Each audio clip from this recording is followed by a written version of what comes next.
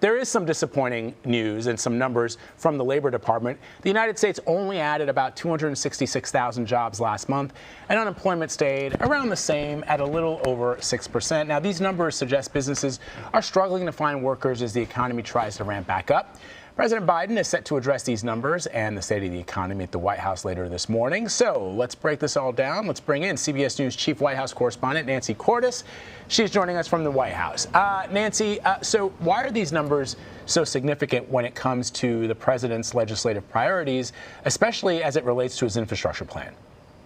Well, he obviously wants to be able to make the case, Vlad and Anne-Marie, that his leadership is allowing the economy to bounce back. So when you have a disappointing jobs report like this, it just creates a barrier for the White House in making that argument. Economists were predicting that we would see about 1 million new jobs last month. Instead, it was only about a quarter of that. There were some gains in leisure and hospitality, but those were largely offset by employment declines in temporary help services, things like couriers and messengers. And actually, the jobs numbers from March were revised downward as well. So, it's a little confounding. We'll hear how the president explains this when he speaks later today. But, it sort of stands at odds with some great economic news that we got just yesterday when new weekly unemployment claims were at their lowest level since the pandemic started. And so, we're still trying to make sense of exactly what happened here, how the numbers could have been so far off. And we'll see what the president's take is on it when he speaks later today. Well, Nancy, one of the things that could create jobs down the road anyways is perhaps a new infrastructure plan. So where do things stand in terms of the negotiations with Republicans? Is the president willing to budge at all on his plan particularly to, hike some taxes in order to pay for it? So we thought that the president was actually going to be sitting down with some key Republicans this week, but he has spent so much of this week on the road selling his various plans that there hasn't, it appears, been time for that. He is going to be meeting with a couple of Republican leaders next week. That'll be a big and closely watched meeting. But we already know how Mitch McConnell feels about this package. He has said that he is 100% focused on blocking this president's agenda. And so we haven't seen a lot of progress when it comes to actual sit-down negotiations. Now, President Biden has said he is open to tweaking some of these numbers. For example, this isn't a Republican, but a Democrat, West Virginia's Joe Manchin, who is quite moderate, he said he's not happy with the boost in the corporate tax rate that is part of the plan to pay for this infrastructure package, going all the way from 21% up to 28%. He said he'd like to see it more around 25%. And the president said he's open to talking about that. So the president has shown some willingness to move.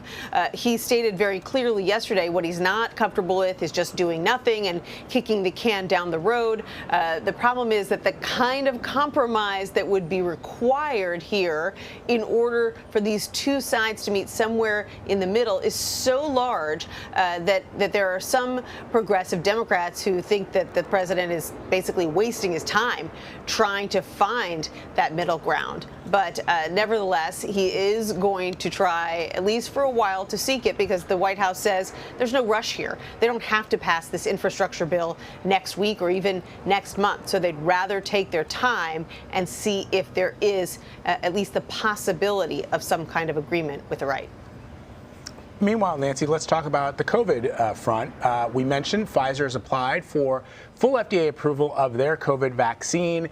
What can you tell us about this and how this impacts the administration's COVID response? And the president did make some news yesterday with regards to patents, something we were talking about yesterday.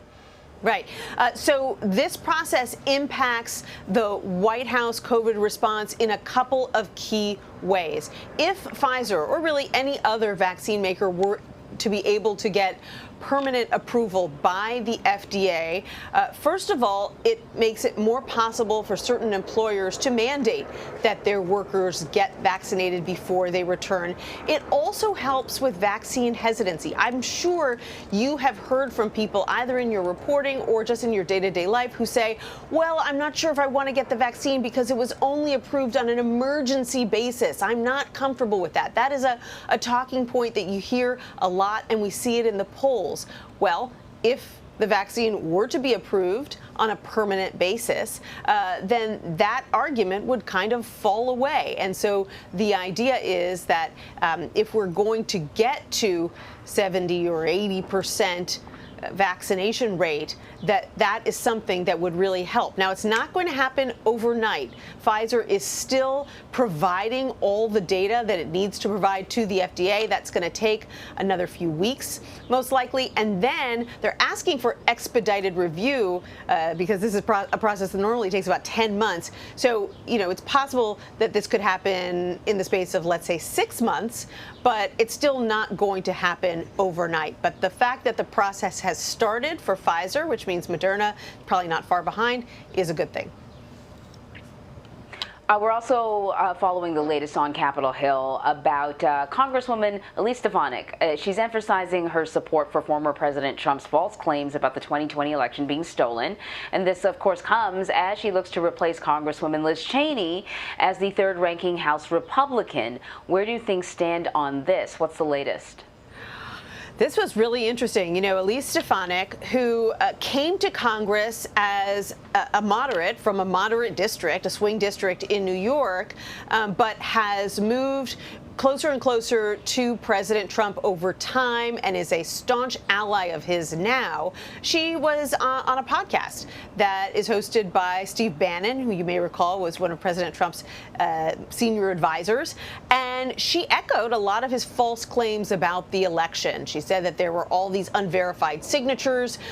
She has claimed in the past that hundreds of thousands of dead people and otherwise unauthorized voters did cast ballots in Georgia. And basically, this was her saying to anyone who might wonder whether she is going to be as staunch of a supporter of President Trump as they would like to see, and certainly much more of a booster than Liz Cheney has been. This was her saying, yes, I'm going to stick with him. I am going to side with him on these claims, even though some of them have been debunked.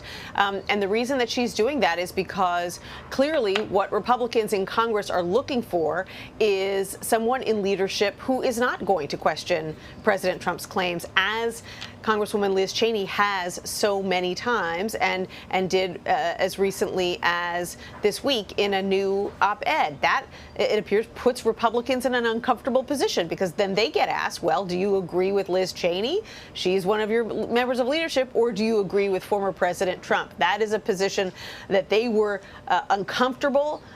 increasingly uncomfortable about, to the point where it appears that there's a very good chance that Liz Cheney will lose her leadership position next week and will be replaced by someone who says the things that former President Trump wants to hear.